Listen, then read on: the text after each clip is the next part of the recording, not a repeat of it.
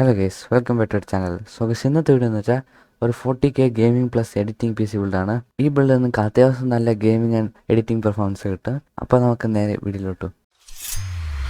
അപ്പോൾ ഗൈസ്, നമ്മളിൽ യൂസ് ചെയ്യുന്ന പ്രോസറിന് വെച്ചാൽ AMD Ryzen 5 5600G ആണ്. ഇതിൻ്റെ റീസൺ നിങ്ങൾക്ക് എല്ലാവർക്കും അറിഞ്ഞ പോലെ ഇതിനകത്ത് റേഡിയം ഗ്രാഫിക്സ് ഉണ്ട്. പിന്നെ ഒരു 6 കോർ 12 ത്രെഡ് പ്രോസറാണ്. നിങ്ങൾക്ക് ഇതിൽ 19 MB ക്യാഷ് മെമ്മറി ഉണ്ട്. പിന്നെ 4.4 GHz സ്പീഡും ഉണ്ട്. പിന്നെ ഇതിൻ്റെ പ്രൈസ് വരുന്ന അറൗണ്ട് 24,500 ആണ്. പിന്നെ ഇതിനകത്ത് നിങ്ങൾ കൂളർ യൂസ് ചെയ്യണോ വേണ്ടതെന്ന് ചോദിച്ചെങ്കിൽ നിങ്ങൾ അതിനകത്ത് കിട്ടുന്ന സ്റ്റോക്ക് കൂളറാണ് യൂസ് ചെയ്താൽ മതി.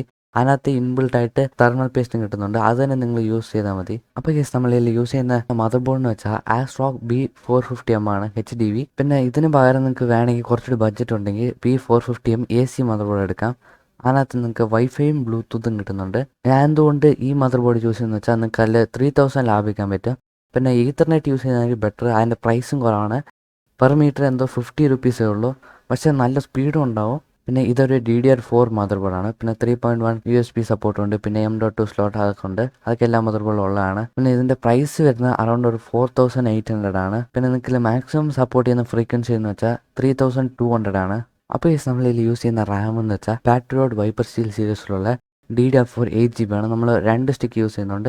അതിൻ്റെ റീസൺ എന്ന് വെച്ചാൽ നിങ്ങൾക്ക് ഡുവൽ ചാനലിൽ 16GB ഇടുമ്പോൾ നിങ്ങൾക്ക് അത് നല്ല യൂസ്ഫുൾ ആയിരിക്കും. നോട്ടീസബിൾ ഡിഫറൻസ് ഉണ്ടാകും. പിന്നെ 8GB ഇട്ടാൽ നമ്മുടെ APU അല്ല 2GB വീഡിയോ മെമ്മറിക്ക് യൂസ് ചെയ്യും. അപ്പോൾ ബാക്കി 6GB ഉണ്ടാവുള്ളൂ. അത് നിങ്ങൾക്ക് ഇപ്പോൾ ഉള്ള ഗെയിംസിന് അത് തികയില്ല. അപ്പോൾ നിങ്ങൾ 16GB ഇട്ടെങ്കിൽ നിങ്ങൾക്ക് ബാക്കി 14GB ഉണ്ടാവും. അത് തന്നെ മോർ ദൻ ഇനഫ് ആണ്.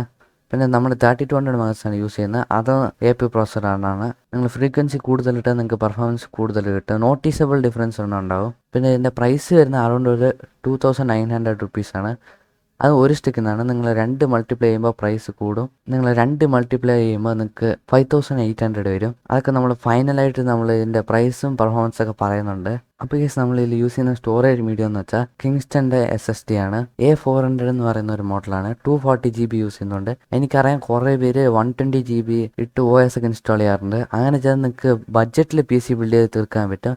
പക്ഷെ നിങ്ങൾ കുറച്ച് ദിവസം ഉപയോഗിച്ച് കഴിയുമ്പോൾ അത് തികയാതെ പോകും. അപ്പോൾ നിങ്ങൾ വീണ്ടും ഒരു 120GB ഇടുന്നതെന്ന് പറയാം ഇപ്പം തന്നെ 240 ഇട്ടാൽ നിങ്ങൾക്ക് പ്രൈസ് കൂടുതലാണെങ്കിലും നിങ്ങൾക്ക് ഫ്യൂച്ചറിൽ അത്ര പൈസ മുടക്കേണ്ട ആവശ്യം വരില്ല. പിന്നെ ഇതിൻ്റെ പ്രൈസ് എന്ന് വെച്ചാൽ അറൗണ്ട് 2700 ആണ്. നിങ്ങൾക്ക് വേണമെങ്കിൽ ഒരു ഹാർഡ് ഡിസ്കോ അതോ SSD ഇൻക്ലൂഡ് ചെയ്യുക. അതൊക്കെ നിങ്ങളുടെ ചോയ്സാണ്. ഞാൻ പറയുന്ന 40K'ലുള്ളിൽ ഞാൻ ബഡ്ജറ്റ് തീർക്കാൻ വേണ്ടിയാണ്.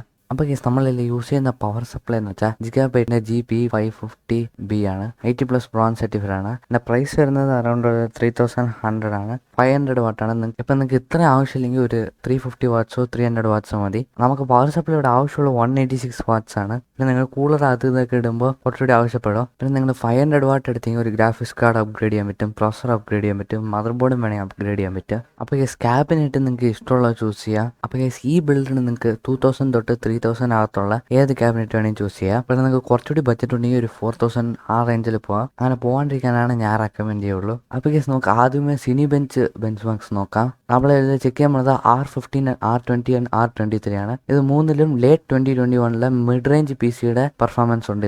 ഇതൊരു ഡീസൻറ്റ് സ്കോർസ് ആണ് ഈ ബഡ്ജറ്റിന്. അടുത്തത് നമ്മൾ നോക്കാൻ പോകുന്നത് ഗെയിമിംഗ് ബെഞ്ച് മാർക്സ് ആണ്. ഇപ്പോൾ കേസ് നമ്മൾ ആദ്യമേ ടെസ്റ്റ് ചെയ്യാൻ പോകുന്നത് Red Dead Redemption 2 ആണ്. ഇത് നിങ്ങൾക്ക് 1080p ലോ സെറ്റിങ്സിൽ 24 FPS ആവറേജ് ആയിട്ട് കിട്ടുന്നുണ്ട്. അതേ നിങ്ങൾ 720p ആയിട്ട് സെറ്റിങ്സ് കുറയ്ക്കുകയാണെങ്കിൽ 40 FPS ആവറേജ് ആയിട്ട് കിട്ടുന്നുണ്ട്.